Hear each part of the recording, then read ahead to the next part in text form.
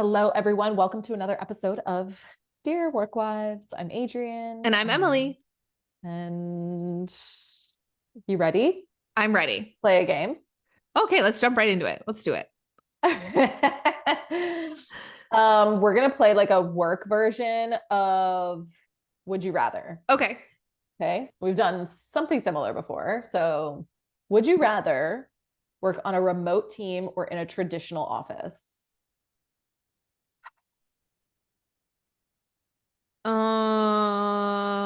Remote team.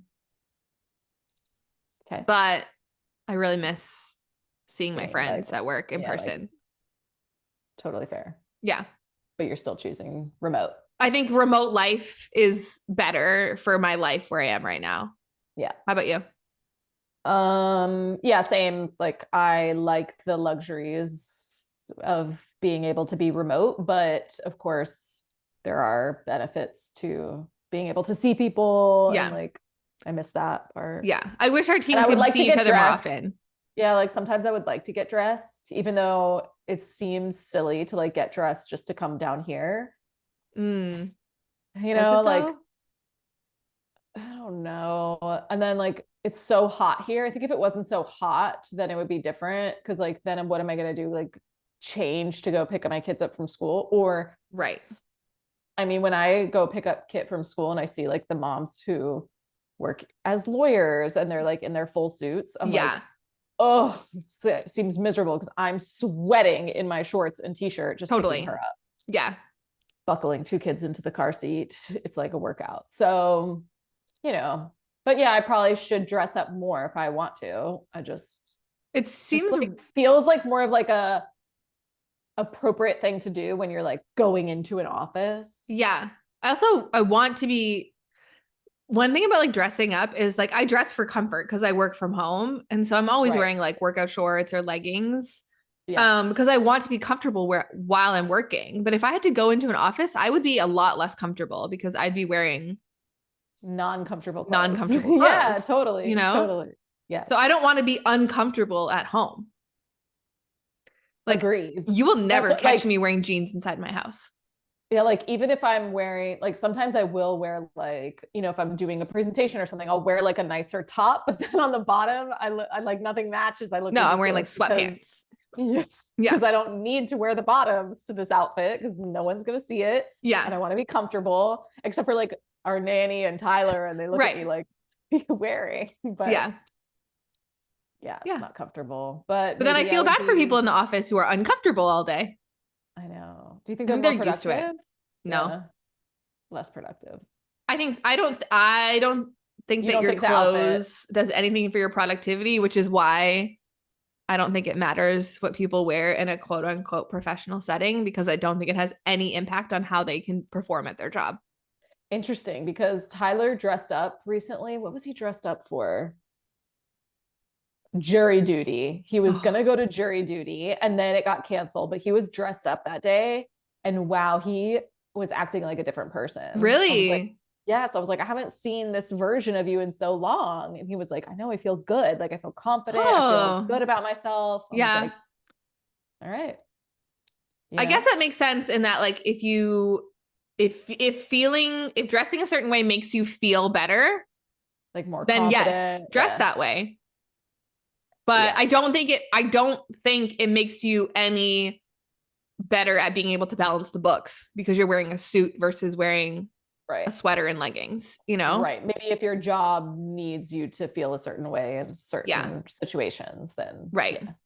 Like when I used to be a server, the rule was you had to dress like you were going to a party because the restaurant was supposed to feel like a party. Like a party. Oh, interesting. So we had to wear a minimum of 5 accessories. You had to have your hair and makeup done, you know, like you had to look like you were going out because that's the vibe, you know? Yeah. Yeah. And the skirt was so short. The Lululemon like tennis skirt, like butt barely covered, wearing a tank top. Yeah, it was great. My dad, so old school, but my dad walked down he's like, what the frick are you wearing? I'm like, my uniform. Yeah. That's so funny. Yeah. Anyway. You didn't have to wear like high heels, right? No, we had to wear like kitchen, like flats, sneakers with a rubber sole. You had to wear like appropriate footwear for sure. Okay, good. Yeah. All right. Would you rather work in a client-facing role or behind the scenes? Ooh, that's a tough one. I did the client-facing role for a long time at Clockwork, and it can be one that can burn you out because people are people-y. But I like being attached to the clients. I get motivated by their results. So I don't know if I can answer that one. Hybrid. Both. Cheater. I know I'm a cheater. What about you? Yeah. Similar. Like I definitely have a hybrid role now because that's what I like. Like I like being behind the scenes and working with the team. Yeah. And like on the creative side of things. But I still also love connecting with the clients every so often and like being able to make an impact with them, as well as like hearing how they're doing and what we can do to better support them. So, but if I had to choose one, I would probably choose behind the scenes at this point in my career, just because that's kind of where I get the most joy currently, is like mentoring the team to then work with the clients. If behind the scenes includes still lots of interactions with the team and it's not like a data entry, you don't have to like work in a dungeon or anything, then I would say behind the scenes. Okay. Yeah. All right. Would you rather work on a team that prioritizes efficiency or creativity? Efficiency. Quick. Creativity stresses me out. I think that efficiency also creates creativity. Like efficiency creates constraints, and constraints create creativity, right? Like when you have constraints and you are forced to be creative, but my brain is much more efficiency minded than it is creative minded. Totally. So I guess I would choose that, but I think it's an interesting question. Creativity feels to me like too open-ended, like too flowy, and I thrive in structure. I perform best when there is structure. Actually feel more free in my role when there's more structure. So okay, so next question, piggybacking that, would you rather have complete freedom or strict instructions? Strict instructions. Oh, interesting. Yeah. Similar to you, like I find it hard to just look at a blank piece of paper and do something with it. Or a blank idea. If the strict instructions are map out our entire business plan for the next 5 years, that is a strict enough instruction for me, you know? But I can't just be like, go see where your brain takes you. No, my brain's going to take me to an episode of Housewives. Yeah. Go do marketing. Yeah. No. I need at least the end. I need goals to reverse engineer. Yeah. Would you rather have tight or relaxed work deadlines? Tight. I've always performed better under tight deadlines. Me too. Relaxed deadlines means I'm just going to make it into a tight deadline for myself because I'm not going to do it till I need to. Correct. Same. Yeah. Why make you all give me tight deadlines? Which is why I make fake deadlines. Are arbitrary. Yeah. I'm like, create some arbitrary deadlines for me, because otherwise I'm not doing, and don't tell me when it's actually like, when is the real last minute? Because I will wait till the real last minute, and you don't want that. Yeah. All right, let's do just a couple more. Would you rather be a big fish in a small pond or the other way around? Big fish in a small pond. Yeah. I think that goes to the same as the question we asked a few episodes ago of like best at the worst or worst at the best. Oh, yeah. Yeah. I think I'd rather be a big fish in a small pond. Maybe that's my ego, but it's okay. I'm allowed to have one sometimes. Yeah. Okay. Would you rather play music in the office or work in silence? Silence. Oh. Yeah, I don't listen to music while I work. I thought it's too distracting. Yeah. No, it's too distracting. I just want to sing and dance. I've tried many times. Like, we tried with like the Vitamin String Quartet to listen to like classical versions of pop, and then I just am singing and dancing. So yeah. I think it also depends on the type of work you're doing, right? Like, Yeah. Like people who can listen to podcasts while they work, absolutely not. No. no, No, like no, what no, are no, you no. working on? I'm like No, either no, no. hearing one or the other, Yeah. like I'm either focused on what I'm trying to Yeah. write or do, or I'm just Yeah. listening to the podcast. And then sometimes I'll try to do that or like try to listen to a book or something. And then I just have to start the book or whatever. I Yeah. have to like rewind. I'm like, I have no idea what they just said because I'm focused Exactly. on this. Exactly. All right. Let's do one last one. Would you rather work on a team of super ambitious people or super laid back people? Ambitious, Oh, which is a team I work on. So it's perfect. perfecto. What about you? Ambitious, like just because it will match my energy and I won't get as frustrated. Yeah. Go, Like you go, could go. be laid back while still being ambitious, though. I think Yeah. but I think it means they're just not as goal oriented. And I Yeah. need some. I'm making it mean like complacent, and I'd rather work with people who are like I need growing, to do striving, better. better. And yeah, You know? totally. Okay. Well, you're in the dark about what today's episode is about. So Completely in the dark. So I'm how do you excited. feel? How does it feel to just I like feel great. you're like go with the flow? Yeah. I mean, I feel confident that you're not gonna do Steering you anything wrong. mean to me, but actually I don't feel confident because we met someone at Podcast Movement who just kept telling you how mean you were to me. Oh, I felt So bad. I was like actually feeling badly about that. I was like, he's like, oh, you're so abusive. And I was like, I really was thinking about it. I was like, am I mean? I was like, I'm no. mean to be like in jest, right? Like that's the way I show affection sometimes, I think, Yes. is like cruel humor. But then I was like, wait, is that like a trauma like wound that I'm like being really mean to people?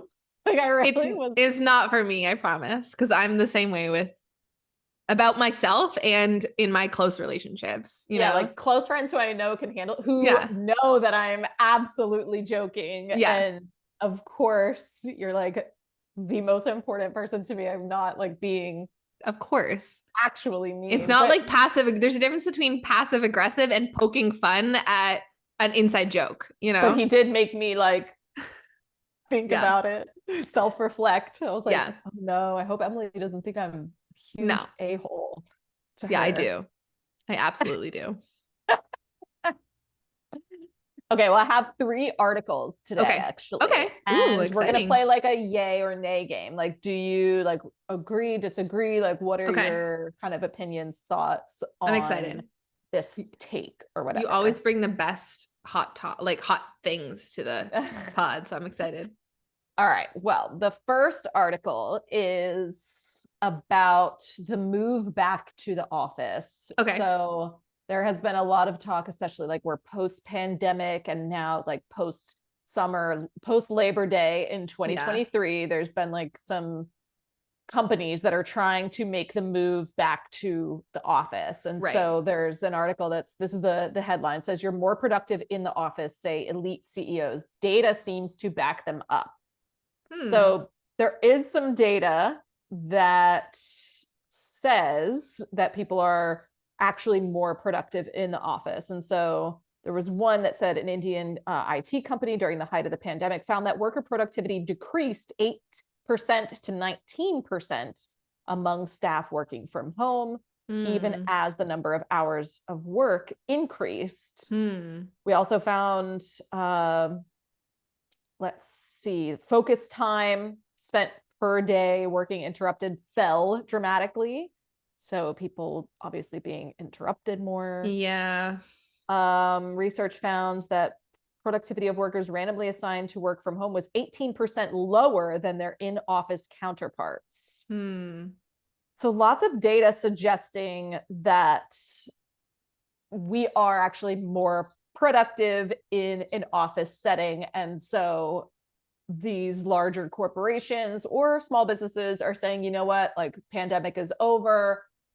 It's time that we start moving and shifting back into the office. Right. I think there's a lot that are maybe giving a more hybrid structure as well, where it's like 3 days in, 2 days out, but that still requires you to live close to the workplace. the workplace, which a lot of people have like rearranged their lives, right, to kind of accommodate this work from home Right.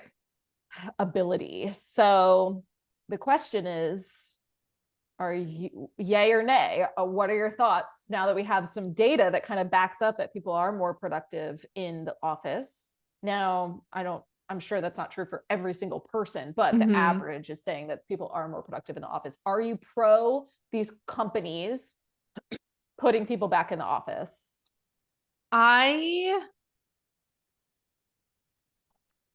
It's really hard to dispute data.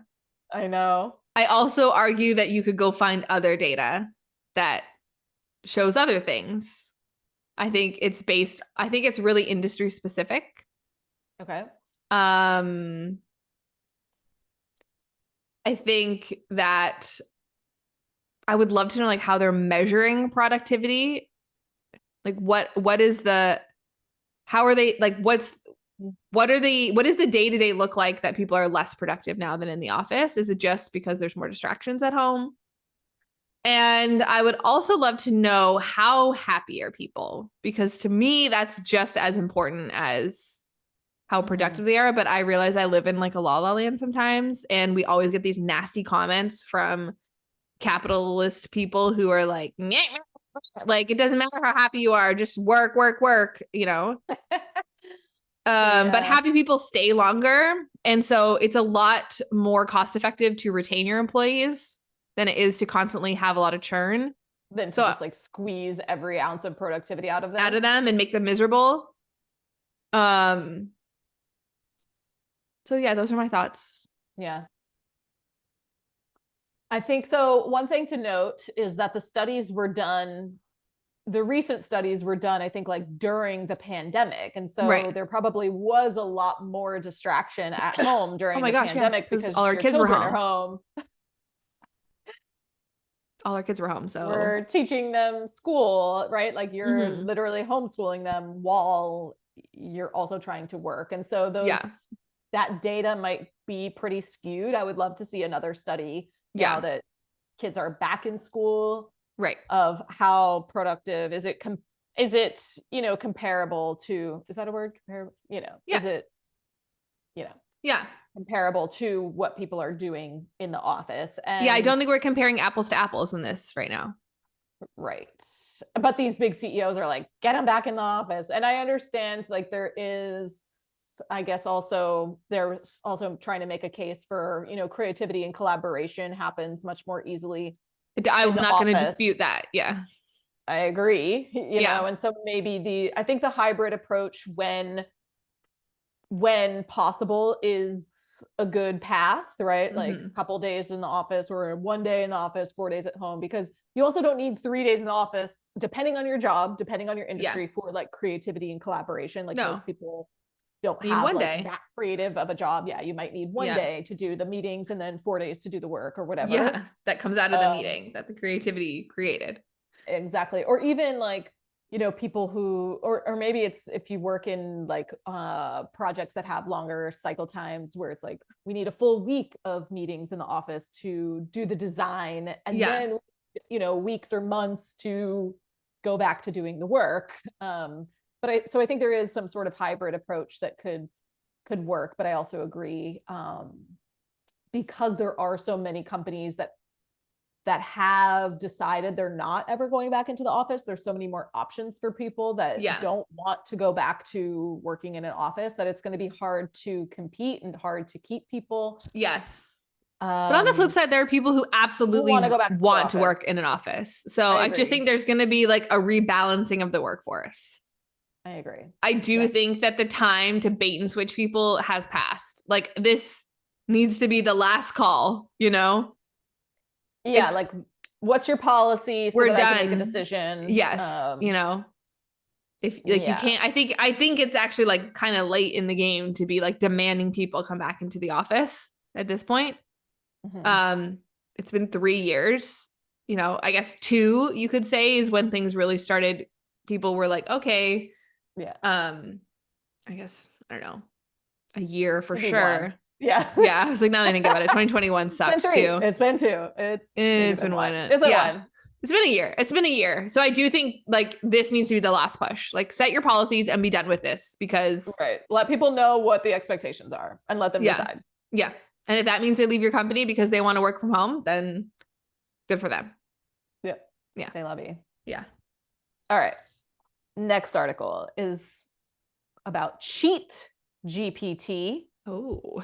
which this article is about employees that are basically secretly using AI to do some of their job, even though it's against company policy to be using.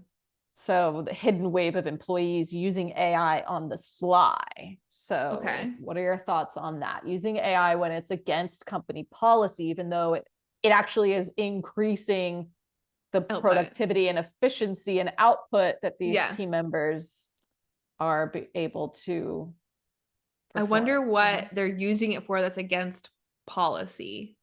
Okay, I'll give you an example because there is an example in this article, and we'll link the articles in the show notes as well.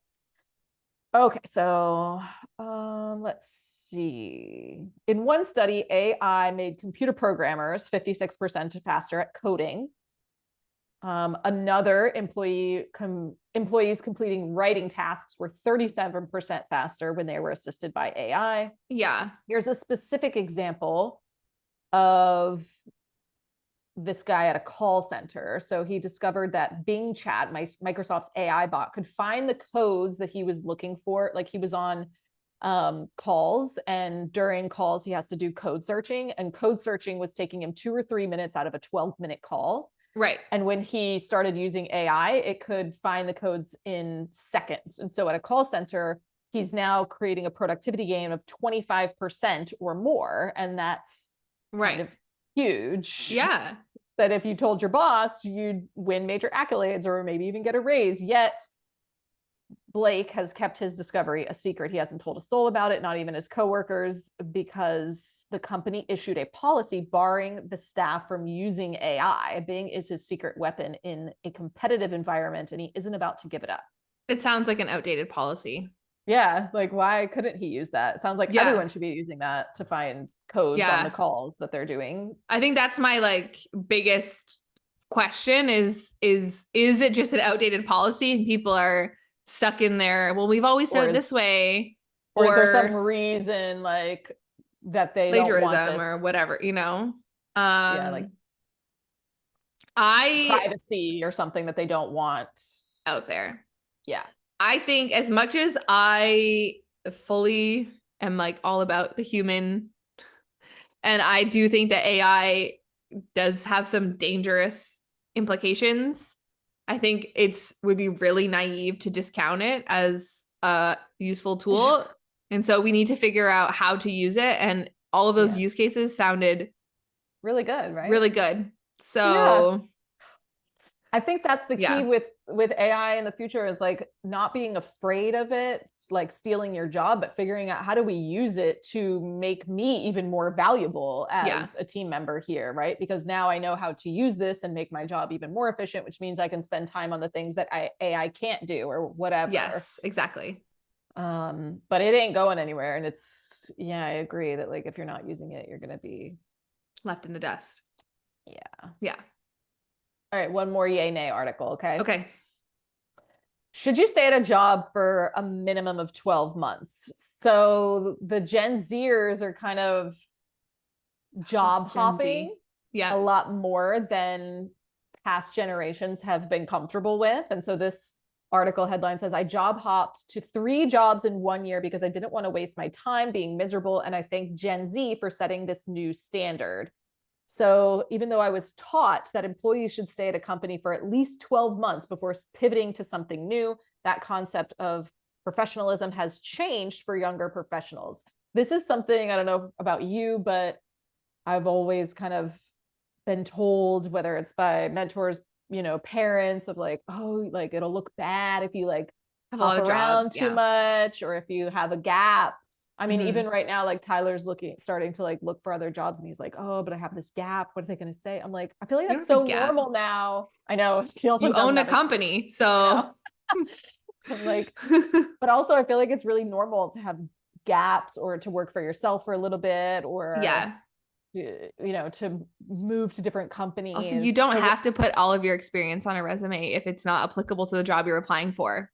Right. So it's like, it doesn't matter that I went and did this other random thing. Maybe you worked at McDonald's for a year because something personal happened and you have other jobs that are more applicable to the job you're applying for. So you just leave it off. Like, do you think someone's going to ask?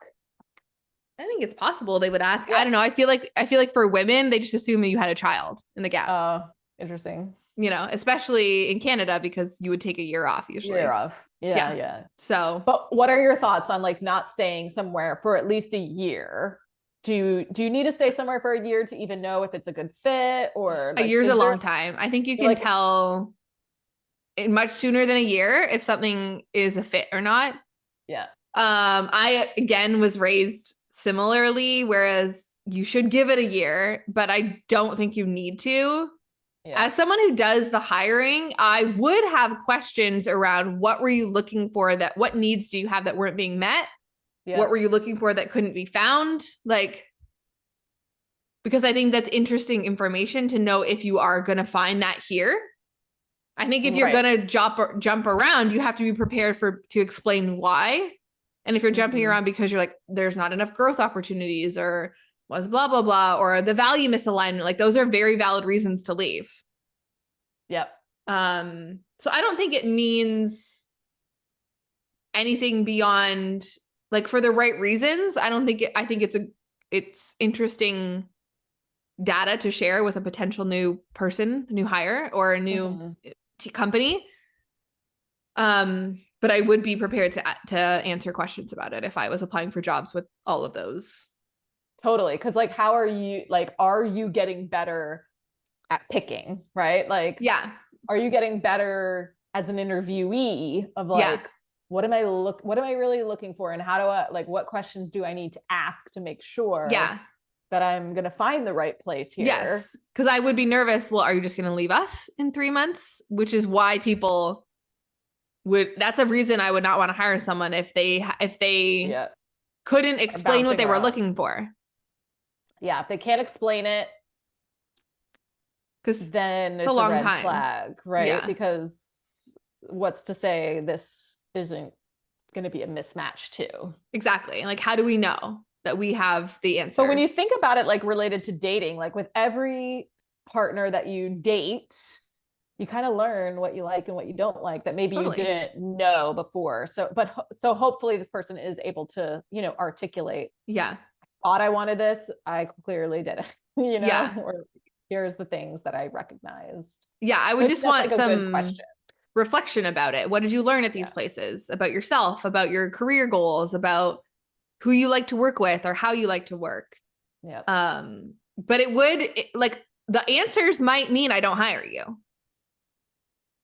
Totally. And as an interviewee, you should be okay with that. You should be, also vetting them as much as they're vetting you. Like, if it's not a good place for you, you don't want to get hired, exactly. You'll just leave in 3 months anyways. So yeah. What's the shortest you ever stayed at a job? Does the mushroom picking one count? Because that was like 3 weeks. Oh. Did you get fired or you just quit? I just quit. I gave it like a week and then I gave my 2 weeks notice, Yeah. I'd say like the shortest I've ever stayed at I'd say like 5 months, and it was because a better opportunity came along. Yeah. It was very like relational, like it's kind of a convoluted story, but like I basically got let go from one business, like one company, but he had another one. He moved me from like pastry chef at one restaurant to cafe manager at his cafe, which was like because he liked me and wanted to keep, to keep me in his organization. But then while I was cafe manager, a like incredible pastry chef opportunity opened up and I knew those people. And so I went for it. And so it did not feel good because I really felt a lot of loyalty to the other person, but it was a better career move. Mm-hmm. And then I stayed there until I had my baby. Have I ever dated someone at work? Yeah. Like casually, for sure. Especially in restaurants, of course. Yeah. Right. Yeah, definitely. Inappropriately. Yeah. If you live in a resort town and you work at the hotel, you definitely are definitely dating your dating them. coworkers. Yeah. Yeah. Not even dating. You're just sleeping with your coworkers. Yeah. I was gonna say Yeah. that dating might be a strong word. Yeah, that's a right? strong word. Yeah. Are you pro or anti dating in the workplace? I do not think that supervisors should date people in their department. That's something that like I just think is It's awkward and has I think too many HR implications. I know that's a very old school. I understand I might get canceled for believing that. But I just think it's like I think there's like a lot of opportunity for I just know that that's not very progressive of me, but I just really don't think that supervisors should date their direct reports. Yeah. Yeah, it's kind of a conflict of interest in terms I think of it's kind of doing reviews and things like that. I think like, if there's a way if I'm also having sex with you. Exactly. I think especially if it starts at work, like it's one thing if you come into a company and you're like my parents both worked at the same place. Like my mom came in years after my dad, but they worked completely different departments. You know, she worked in the office, he worked in the bakery. I think if you like meet someone at work and they happen to be your supervisor and like I think it's kind of like a gray area of like, is there opportunities to move to another department, to get another supervisor if you think it's really worth exploring? Because that's how people meet, you know, is at work, a lot of people. So I don't think it's black and white. HR for like a different supervisor. Yeah. It's like Holly and Michael on The Office. Like they had to sign a contract, like all this stuff, you know? I don't think it's black and white. What about working for a married couple? No comment. I was like, I feel like that could be rough, you know? I think working for a married couple where they are not clear who the leader is, that's an absolute nightmare. Because one's telling you one thing, one's telling you. But the married couples that I work for and married couple that I worked for in the past, they were like, great. It was very like, this person is your supervisor. However, this person also owns the company. So if they need something, like they're also, you know. But it's obvious that Tyler's not the boss, so it's fine. He is. There's that. There's the humor that is offending people again. No, but it like that. Sometimes I do that to him, and he's like, "It's not nice." Yeah, I mean, like Tyler's not my supervisor, but I can go to him with any concerns that I have, you know. But he's not giving my review, right? But I also know that you and him talk about it. Oh yeah, we were joking that we were gonna record it, and then we were like, no, it was way too personal. Yeah, it was terrible. No, I'm just kidding. It was great. I got a promotion. Yeah. Got a raise. As of this airs, it'll be 2 days from my official 5-year anniversary at the company, which happy 5 years is a long time, you know? That is a long time. And this, like we're saying, longer than 3 months. Yeah. So it was good. It was really good. It was very eye-opening. You didn't also cry. Turned into a little bit. I did not cry. That's the first review ever, I think, where I haven't cried. I think because we talked about you part of it too. I kind of reviewed you a little bit too. So yeah, most of the review was about things I need to improve, which is good. That's part of it, the process. So yeah. I think I knew what was coming, so it wasn't a surprise, you know, like I don't think you would have cried anyways, but there was nothing to cry about this year. That's right. Last year I cried, but yeah. That's okay. Well, some years you cry, some years you don't. That's right. Some years you cry tears of happiness. Some years you cry tears of not happiness. This year it was neutral, you know? That's right. Well, I would really appreciate if people would go press the follow button so that they like get the next episodes automatically so that you know when we're coming out, as well as please share this with a friend. Yep. you can go to our social media at Dear Work Wives on Instagram and even share like a clip or something with someone if you're like, Yeah. I don't know how to introduce them to it. We got tons of clips over there. Tons. One that really speaks to you, share it with a friend who could use some work Advice or laughter conversation. or Yeah. commiserate with us. Yeah. Yeah. We would love that. And we'll see you next Tuesday. See you next Tuesday.